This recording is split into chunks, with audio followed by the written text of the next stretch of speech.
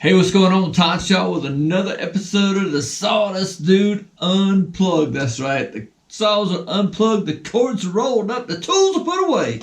And we're going to talk about a little bit about our job and our profession here. Hey, I appreciate you guys joining me so much. You know, I was just kind of sitting around the job site today thinking about y'all and just kind of looking once again at the demographics who watch the Sawdust Dude. And I really do appreciate each and every one of you. And, you know, you guys are getting started out, you know, in the trade and profession. And my goal really is just to pass along information to you. You know, I talk about better skills for better results. Yeah, that's woodworking skills and carpentry skills, but it's also kind of like life skills. And this is what this episode is all about. It's really kind of about the do's and the don'ts of the job site. And this goes for really any job, kind of, really. And so, number one is this, pretty simple. So I told my kids growing up, I said, hey, here's the number one do. Hey, you show up early, you leave late, and you do more than is expected of you. Work hard. Man, for God's sakes, you're at work. Work? You know. There's nothing worse than being that guy or that person, and I mean guys and girls, but you know, being that person just like, I wonder if they're going to show up today. Yeah, they're always 5 minutes late, that kind of thing. Listen, when you're the first person on the job site, you know, and you're helping the boss get set up, and the lead carpenter drag all the tools out and getting the cords set up, and if you start work at 8 o'clock in the morning, by golly, you better be there at 7:45. You know, and that's just, if you get started at 8 o'clock, that means, you don't not dragging your tools out. I mean, that means you're, as the expression goes, you're swinging a hammer at 8 o'clock. So that's just good business. And I'm going to tell you, that show up early, leave late, and do more than that's expected of you, that's just done well for me over the life. I mean, that's a moneymaker right there. That's all I need to say. If you want to make money, you want to get more raises, you do those three things. I'm not telling you they'll happen on the first day, but just be consistent. That's the way all this is. You know, understand this, guys. It's work, and it's hard work. This profession, being a carpenter or a handyman or a woodworker, it's hard work. There's a little danger involved. I mean, hey, after 40-something years, I still have all 10 fingers, and I'm the lucky one, you know? So understand that, but work hard. I'm amazed at the guys that show up and like, oh, really? I got to do that? Hey, number two is this. You're not the boss. Yeah, you know what? That's one of those things where even if the boss is doing it wrong, as long as you don't get hurt, sometimes you just gotta follow along with it. Here's how I kind of got in trouble, you know, and I would give this advice, you know, especially if you're a carpenter's helper, try to figure out, you know, I mean, it's like you gotta be one step ahead of the guy that you're working under or for, so that way you can have materials or the right tools, and that way he doesn't have to ask. And that was always kind of my thing. I tried to be a mind reader. This old dude I was working with, Marvin, he was sitting there, and he was, we got off work about 4:30 every day, and about 4:20, he'd always have this expression, all right, roll up the cords, you know. So rolling up the cords means, okay, start putting up all the tools. You know, we'd do a daisy chain and roll up the cords. Well, one day we were just kind of running a little bit late, and about 4:15, I just started rolling up the cords. He goes, he said, who said roll up the cords? And I'm thinking to myself, I thought I was doing well. I'm doing the right thing here. We roll up the cords every day at 4:15. And so I unroll the cords, plug everything back up. It took 7 minutes or so. And he goes, okay, roll up the cords. You know, that's just a good lesson of I wasn't in charge, okay? That's funny. I'm not the boss. It all comes down to this. You're not the boss. So don't try to be the boss. Just listen to what the man says, to quote the Beatles. So, hey, even if they're doing dumb crap, or even if you think it's the stupidest thing in the world, or he's going about it bass backwards, you know what?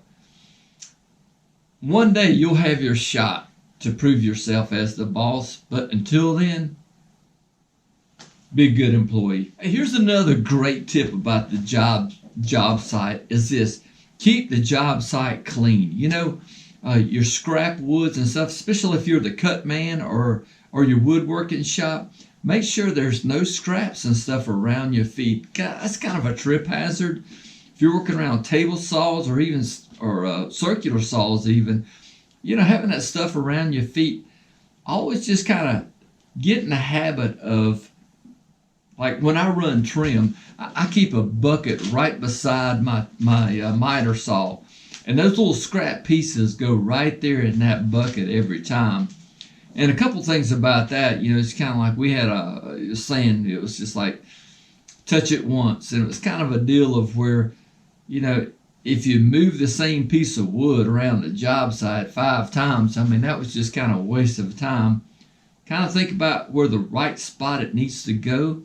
So along those same lines, a piece of scrap wood, if you throw it over here and then we got to move it again, if you got to move it 4 or 5 times, why not just once or twice is about the max I want to touch a piece of trash?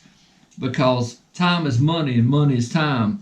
And so just touch it once. The best way to say it is just keep the job site clean. Try to put it in an area where it's just not in the way all the time. You're talking about keeping the job site clean, I'm talking about your mouth too. I don't want to turn this into a Bible study, I kind of laugh. I tell people, I said, I love Jesus, but I cuss a little, But, here's the thing about job site, especially when we were doing residential construction. There were the homeowner, if we were doing a remodel or an addition, the homeowner and the kids were around. And so you just kind of got to watch your mouth a little bit. And we didn't want to give the company a bad name. And we didn't want to give our crew a bad name, because that was nothing worse than have the superintendent come out and said, all right, boys, come here, and get that little lecture. So when you're on the job site, we were always made keep your shirts on, keep the job site clean, keep your mouth clean, and which kind of brings me to the next point, the music. We never were allowed to play music on the job site, and I know that sounds kind of harsh, sounds kind of cruel. Maybe you're like, oh man, if we just had some tunes going on, rocking the house. But you know what? Here's the thing about sometimes when you have music going on the job site. I had stuff floating all around the shop. We were doing a log cabin, and I kind of got myself in a bind. I was stuck on a ladder and needed some help. But my helper, my employee, had a set of earbuds on, and I didn't know it. And I'm screaming for help, and nobody's coming. And so I finally get myself out of the jam by myself, and it could have been bad. And I was like, dude, you didn't hear me calling you? Oh, I'm sorry, I had my earphones on. I was listening to a book or whatever. I was just like, man, I need you. So, music is a lot of times if you got music going and if you're trying to call out numbers to the cut man or something like that on the job site, that can be just a huge distraction. So that's another big don't. Here's the last one, and it's this. I don't know if it's a do or a don't, but I guess sometimes you will, and it's a do. You're going to have to stand up for yourself. And the don't is don't let people run over you.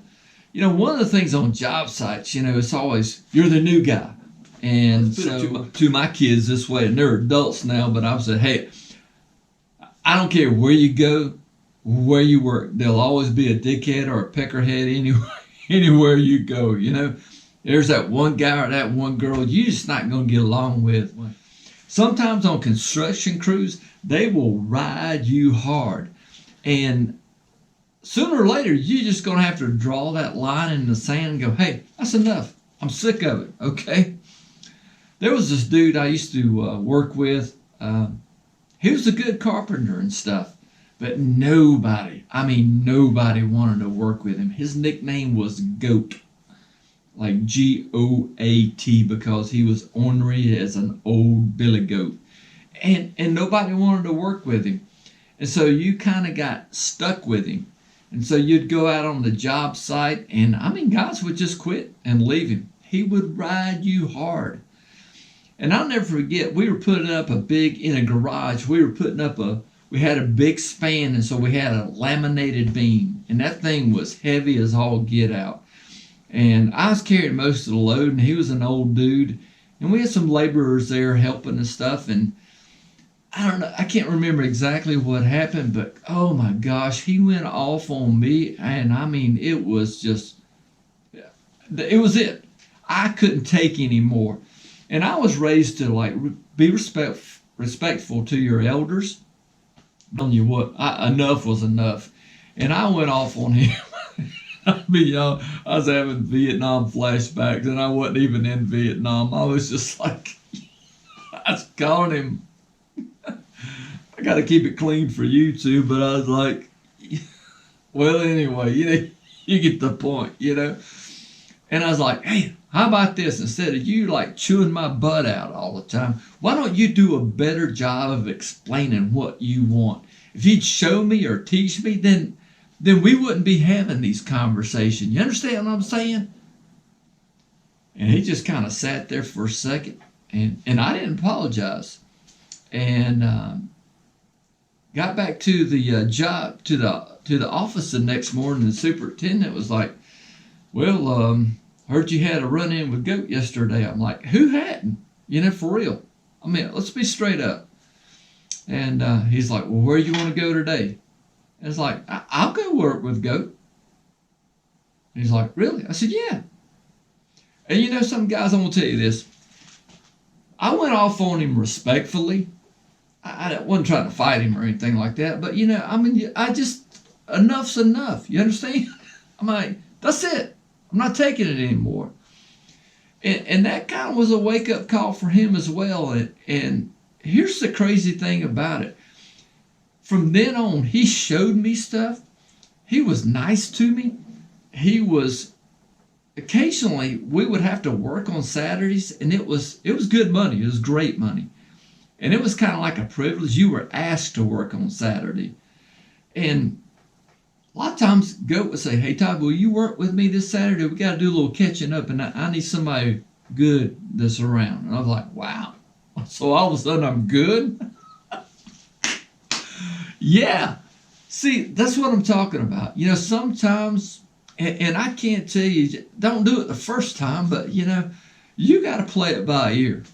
But, I look back over my life in construction, and where I took it for a while, but then it got to a point I was like, dude, I'm not taking this anymore. And it turned out to be a great thing. Have you ever had an experience like that? Hey, leave a comment down below. Listen, man, guys, I tell you all the time, it's about learning the skills for better results. A lot of times it's about reading the tape measure or how to work a square or making a better cut. But sometimes it's about the communication skills and the do's and the don'ts on the workplace. Well, cool deal. Hey, man, I appreciate you watching the Sawdust Dude. Don't forget to go over and watch the playlist about Carpenter Apprentice tips and skills and check that out. Awesome. Listen, I appreciate you watching, and I'll see you real soon. Oh, yeah.